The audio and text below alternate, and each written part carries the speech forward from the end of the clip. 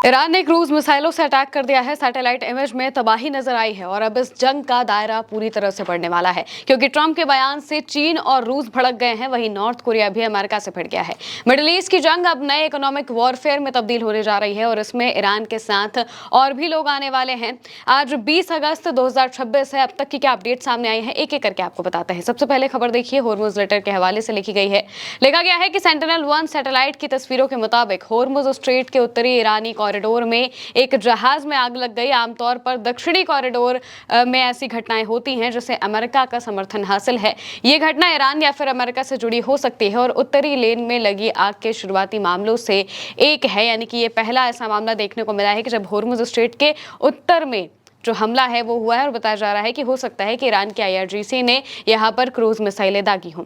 अगली खबर देखिए, होर्मुज लेटर के हवाले से लिखा गया है कि ट्रंप ने ईरान के खिलाफ किसी देश के खिलाफ अब तक का सबसे जबरदस्त आर्थिक ऑपरेशन शुरू करने का ऐलान किया है। ट्रंप ने संकेत दिया है कि वो अमेरिका जो है वो सीधे तौर पर चीन और रूस को निशाना बनाएगा। उन्होंने कहा कि जो भी देश अपने वित्तीय संस्थानों, कारोबारों, एयरपोर्ट्स या फिर सरकारी संस्थाओं को ईरान को किसी भी तरह की मदद देने की इजाजत देगा, उसे खुद भारी आर्थिक नतीजों का सामना करना पड़ेगा। इसमें तेल की तस्करी, swap line, cash transfer, exchange house, जहाजों की रजिस्ट्री और फ्रंट कंपनियां शामिल हैं। ट्रंप का कहना है कि यह अभूतपूर्व स्तर पर आर्थिक युद्ध होगा और उन्होंने इसे इकोनॉमिक D-Day का नाम दिया है। डोनाल्ड ट्रंप ने एक लंबा चौड़ा पोस्ट किया है, पोस्ट भी हम आपको बताएंगे, लेकिन इस पोस्ट का सार ये है कि ट्रंप अब ईरान के खिलाफ इकोनॉमिक वॉरफेयर शुरू कर रहे हैं, यानी कि अब उस पर आर्थिक दबाव डालने की कोशिश कर रहे हैं, क्योंकि हमलों से तो कोई काम बना नहीं। हमलों के बदले में तो उल्टा खुद उन्हें इतनी ज्यादा मुंह की खानी पड़ गई है कि अब उनके पास इंटरसेप्टर तक नहीं बचे खुद को बचाने के लिए।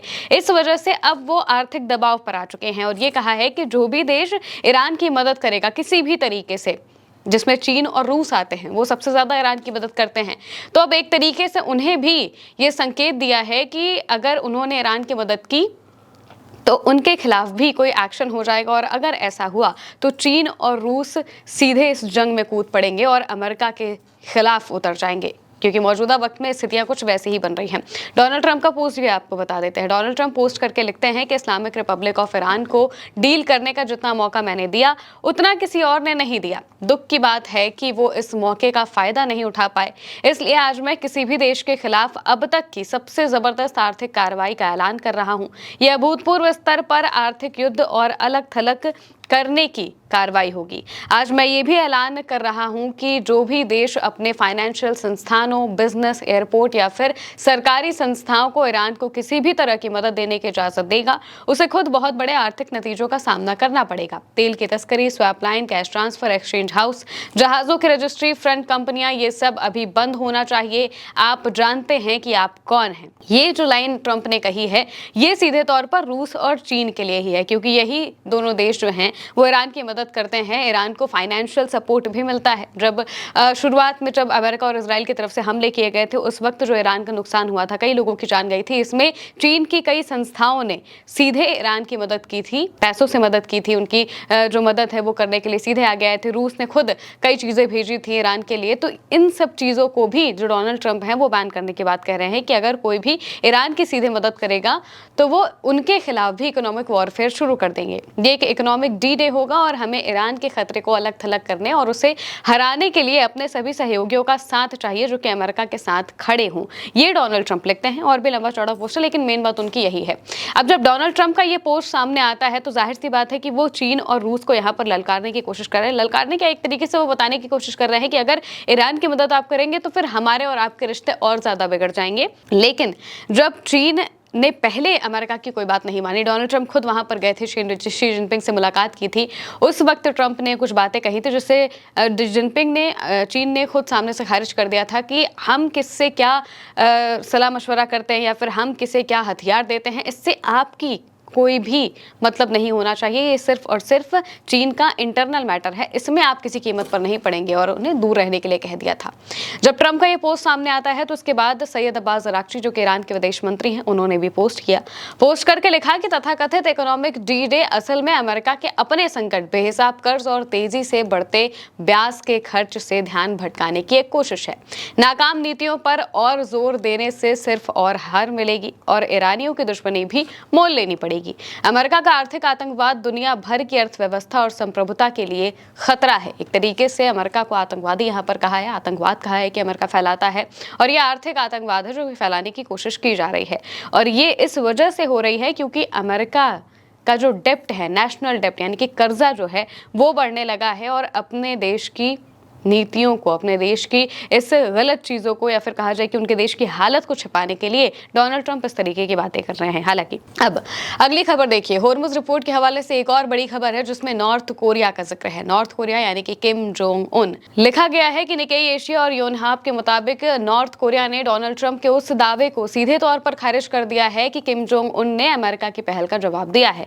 किम यो जोंग ने कहा है कि उन्हें दोनों देशों के नेताओं के बीच हाल में हुई किसी भी बातचीत की जानकारी नहीं है।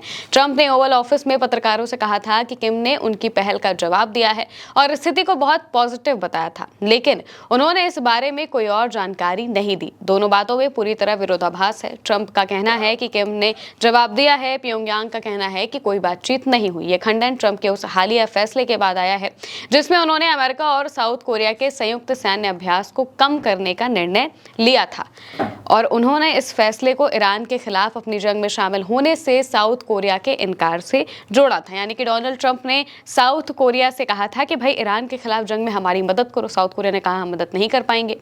तो फिर डोनाल्ड ट्रंप ने कहा कि ठीक है, आप मदद नहीं करेंगे तो हम आपके साथ कोई मिलिट्री प्रैक्टिस नहीं करेंगे, हम आपकी सुरक्षा नहीं करेंगे, क्योंकि साउथ कोरिया को लगता है कि उसे नॉर्थ कोरिया से खतरा है। नॉर्थ कोरिया साउथ कोरिया और जापान को अपना दुश्मन मानता है, और इन दोनों को जो अमेरिका है वो वहां पर उनकी सिक्योरिटी के लिए अपने सैनिकों को भेजा हुआ है।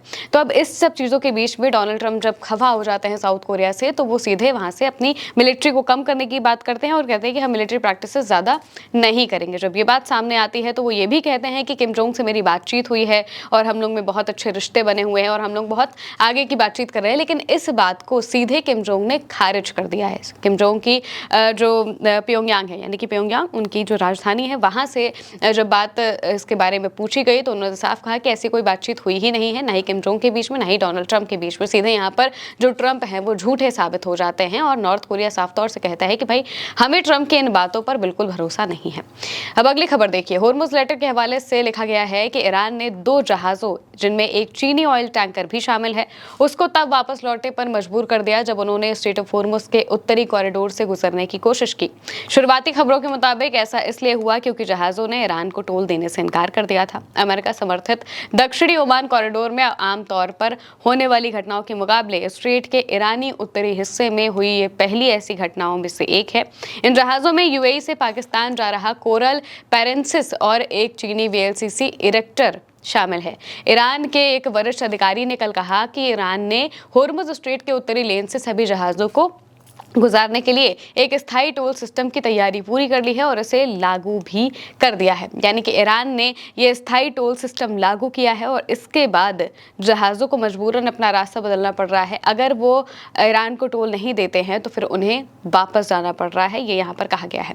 अगली खबर देखिए, होर्मुज रिपोर्ट के हवाले से लिखा है कि फाइनेंशियल टाइम्स के मुताबिक ईरान को लगता है कि युद्ध का अगला दौर होना तय है। अगर डोनाल्ड ट्रंप ने तनाव और बढ़ाया तो ईरान दक्षिण पूर्वी यूरोप ने अमेरिकी सैन्य ठिकानों पर सीधे हमले की तैयारी कर रहा है। संभावित लक्ष्यों में बुल्गारिया का बेजमर एयरबेस और साइप्रस शामिल हो सकते हैं। ईरान के एक अंदरूनी सूत्र ने फाइनेंशियल टाइम्स को बताया है कि हम अपनी जवाबी कार्रवाई पर कोई सीमा तय नहीं करेंगे। अगर अमेरिका हद से आगे बढ़ता है तो ईरान में इस क्षेत्र से बाहर निकलकर यूरोप पर भी हमला करने की क्षमता है। ईरान ने इस बात को साफ तौर से कहा है कि वो यूरोप तक हमला कर सकता है और यूरोप तक उसकी मिसाइलें जा सकती हैं, जिसका मतलब ये है कि ईरान ने अब नए तरीके के वॉरफेयर का इस्तेमाल करना शुरू कर दिया है और ये भी बता दिया है कि अगला दौर तो होना निश्चित है, यानी कि एक बार फिर हमलों का दौर जरूर शुरू होगा और अगर इस बार हमला किया तो ईरान की मिसाइलें सीधे बुल्गारिया और साइप्रस तक चली जाएंगी। लिखा गया है कि तेहरान वाशिंगटन को चेतावनी दे रहा है कि अगला टकराव सिर्फ खाड़ी तक सीमित नहीं रहेगा, यानी कि मिडिल ईस्ट से बाहर ये जंग अब जाने वाली है। क्लैश रिपोर्ट के हवाले से लिखा है कि ऑयल मिनिस्ट्री का हवाला देते हुए फार्स ने बताया कि ईरान को 2026 के शुरुआती 4 महीनों में तेल से जुड़ी विदेशी मुद्रा से 7.5 अरब डॉलर की कमाई हुई। ये पिछले साल के आंकड़े का 1.5 गुना है। ईरान के खिलाफ अमेरिका इजराइल युद्ध इस अवधि के 2 महीने बाद 28 फरवरी को शुरू हुआ था, यानी कि ईरान को इस बीच काफी मुनाफा भी हुआ है। ईरान ने जिस तरीके से अपने टोल लगाए और इसके अलावा अपने तेलों को अलग अलग जगहों पर बेचा, जब अमेरिका को मजबूरन सैंक्शन हटाना पड़ा, इसके बाद ईरान ने काफी कमाई भी अपने तेल को बेचकर यहां पर की है। फिलहाल के लिए मेरे यानी महिमा के साथ इस खबर में इतना ही। आप देखते रहिए उल्टा चश्मा यूसी।